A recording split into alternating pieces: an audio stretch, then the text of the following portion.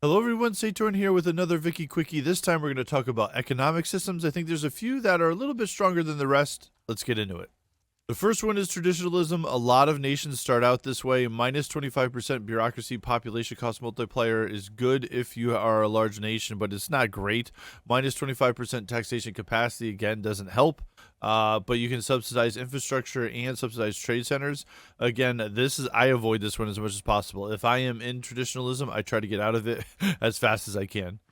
Another thing to note is just the subsidizing that you can do in the different systems. So as we go through these, you can see that it changes. Interventionism has one of the better ones where you can subsidize all your buildings, so you have a lot of flexibility there. But at least as long as you have infrastructure and trade centers, I think you're in good shape. Again, I don't subsidize much until later in the game.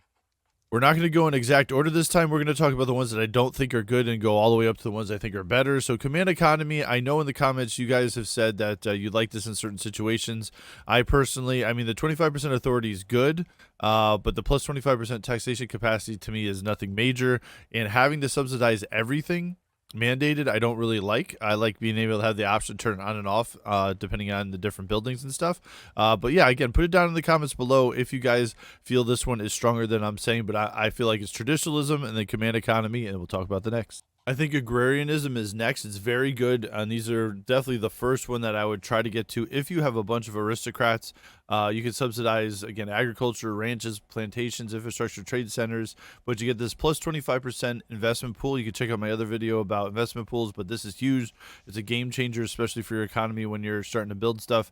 However, you can only use that amount of money for agriculture, plantations, ranches, and infrastructure, but this is definitely the first one to go to, especially if you're like a low-tech lone nation and all you have is a lot of agriculture. Agrarianism is a great way to start. The number one spot is pretty close. It depends on where your nation is, I feel. Interventionism is nice. If you're coming out of agrarianism, this would be your next step because your aristocrats go from 25% to 5%, and then now you're starting to see capitalists. What's really nice about this is now you can start using your investment pool for your manufacturing. So your mines, your forestries, your rubber plantations, everything, whaling, it's all there, which is really good. But I would say as you start to develop even more, and if your capitalists start to become huge and you really don't have a lot of aristocrats, or maybe depending on how you built out your nation, maybe you didn't go any agriculture at all, then laissez-faire is definitely the way to go because you get the plus 50% capitalist investment pool. So it's really good. The minus 25% loan interest rate, I guess, is okay. Hopefully, you're not that much in debt.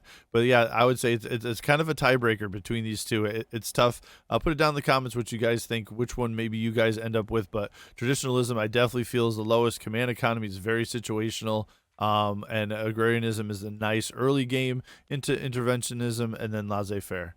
If you like this type of content, hit that like, subscribe, notification button. They're free. And as always, For the swarm.